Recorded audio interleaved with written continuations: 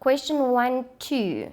I need to discuss the aspects that should be considered by the audit team with regard to the decision in terms of the APA. So I'd already made a question here. There were concerns with compliance with Companies Act, King, and CPC in point 1, and then I needed to discuss what the audit team should do as a result of that non-compliance ultimately. And we made a question, is there potentially an RI? So we prove now that there was non-compliance with the Companies Act, a legislation and a decision was made. So now I need to prove that there is a reportable irregularity and what we should consider. So let's go to the APA to see the definition of a reportable irregularity and whether we are going to be able to prove that. So in the APA, you come to definitions. Reportable irregularity, we see that it is any unlawful act or omission. So I need to prove there is an unlawful act committed by a person responsible for the management. Paul Pogger is financial director, is responsible for management, which has caused or is likely to cause material financial loss to the entity or any partner, member, shareholder. So there will be a financial loss as a result of this. Or is fraudulent or amounts to theft. So fraudulent because of non-compliance with a law, or represents a breach of any fiduciary duty. So he's got a duty to act in the best interest of the entity. Has he acted in the best interest by not disclosing information, which is a requirement of the law? Remember, A, B, and C do not all have to be met for it to be a reportable irregularity. You just need one of them. Material financial loss, fraudulent, or a breach of fiduciary duty. Okay, so let's go and prove it.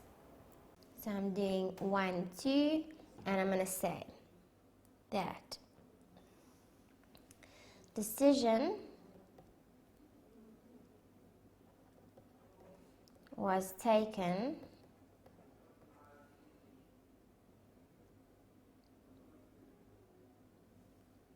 in contravention with the Companies Act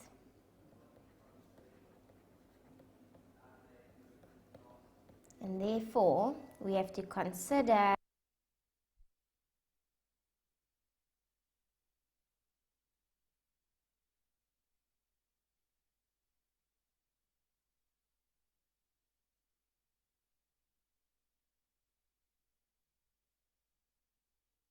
whether there is a reportable irregularity. So I need to prove the decision. So I need to say there was an unlawful act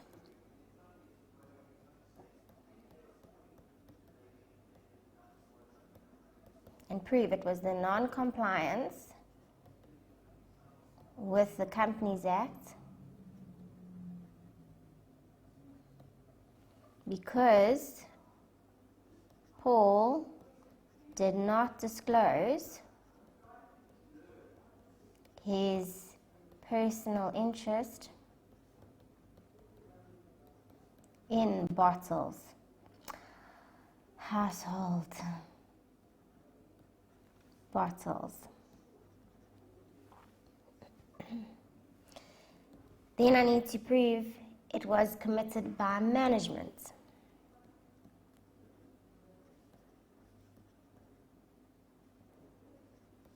Paul is a director, therefore management. I need to prove that it could result in a material financial loss.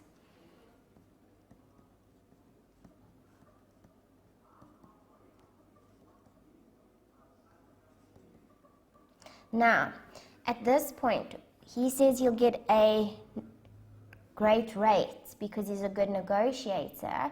So that doesn't indicate that there's going to be a loss to the business. Where there could be a loss to the business is if, as a result of this unlawful act, the contract is nullified. Then they might now need to go and pay a lot more somewhere else, or there will be a loss to bottles because of that. So, results in material financial loss will say if contract is void as a result of the contravention, then there could be loss to the company if they have to pay higher prices for a new supplier, or loss to household due to losing the contract. So any way in which I could prove there could be a loss as a result of this. Does it amount to fraud or theft? And we can just say that if he intentionally didn't disclose, which is kind of what it sounds like, because he says he'll get a good price because he's a good negotiator, but that's not why. He'll get a good price because he's a director. He is involved in that business.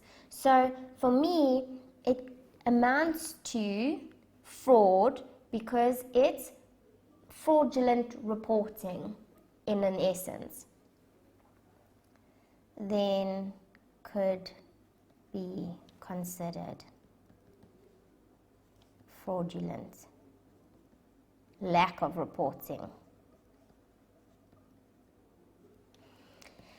And it is a breach of his fiduciary duty because he's not acting in the best interest of the company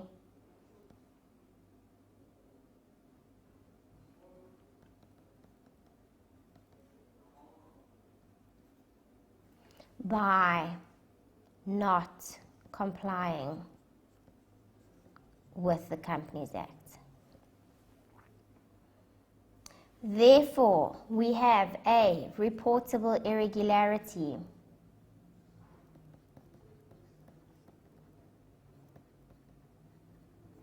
And what do I know as a result of a reportable irregularity? You cannot give an unqualified opinion if there is an RI. That's what it says in the APA. Okay, let's move on